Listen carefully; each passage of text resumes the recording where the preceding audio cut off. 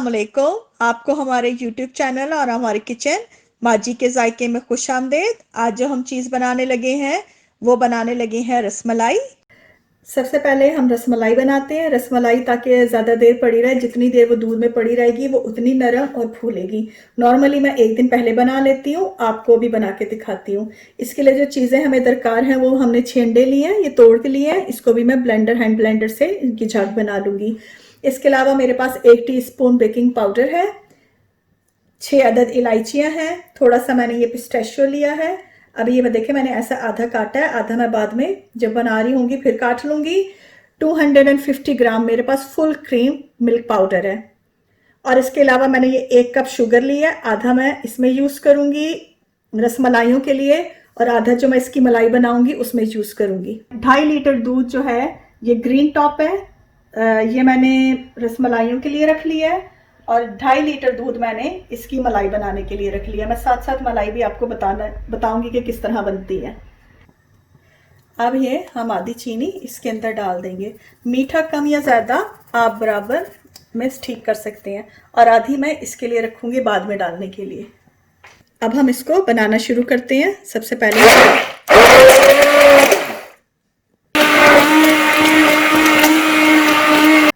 अंडों की मैंने ब्लेंड करके झाग बना लिया है और बेकिंग पाउडर को मैंने अच्छी तरह इसमें मिक्स कर लिया है।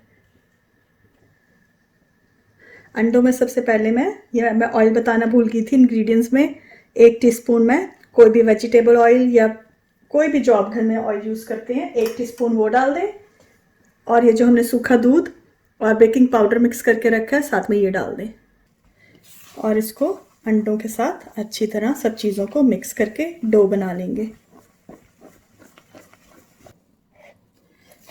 ये हमारा डो मिक्स हो गया। अब हम इसको शेप करेंगे।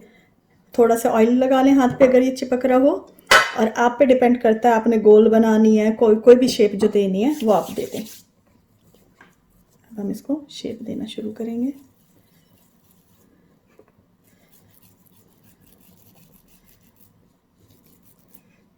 इस तरह मैं ऐसे शेप दे दूँगी। इस तरह हमने सबको शेप कर दिया।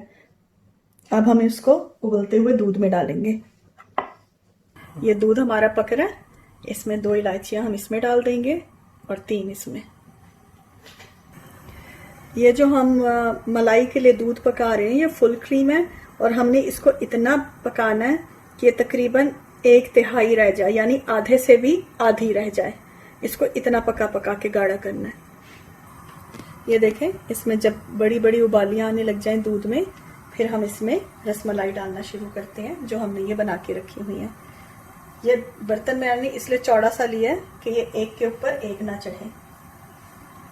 ऐसे करके हम बारी बारी सारी डाल देंगे। ये देखें जैसे आप डालेंगे ये इस तरह फूल के ऊपर आ जाएंगी। इनको हल्का हल्का सा चम्मच से नीचे दबा दें और आंच हल्की करके इनको थोड़ी देर पका लें। ये हल्का सा गर्म है तो इसमें हम पिस्ता डाल देंगे और थोड़ा सा ऊपर के लिए संभाल देंगे। इसमें यह होगा कि कलर अपना रंग छोड़ देगा, पिस्ता अपना रंग छोड़ देगा तो बहुत हल्का सा लाइट ग्रीन सा कलर आ जाएगा। इसको हम अभी मज़ीद गाढ़ा करेंगे। ये अच्छे से गाढ़ा दूध हो गया, तब हम ये करेंगे इसको ठंडा करके और रसमलाई के साथ मिक्स कर देंगे। हमारी रसमलाई तैयार है। अब हम इसकी प्लेटिंग करते हैं। ये हमारी रसमलाई तैयार है। अब हम इसको ठंडा करने के लिए फ्रिज में रखने लगे हैं। अगर आपको हमारी ये रेसिपी पसंद आई हो तो प्लीज़ इसको लाइक और सब्सक्राइब करना ना भूलिएगा। अगली दफ़ा हम एक नई रेसिपी के साथ हाजिर होंगे। जब तक के लिए इजाज़त, अल्लाह हाफिज़।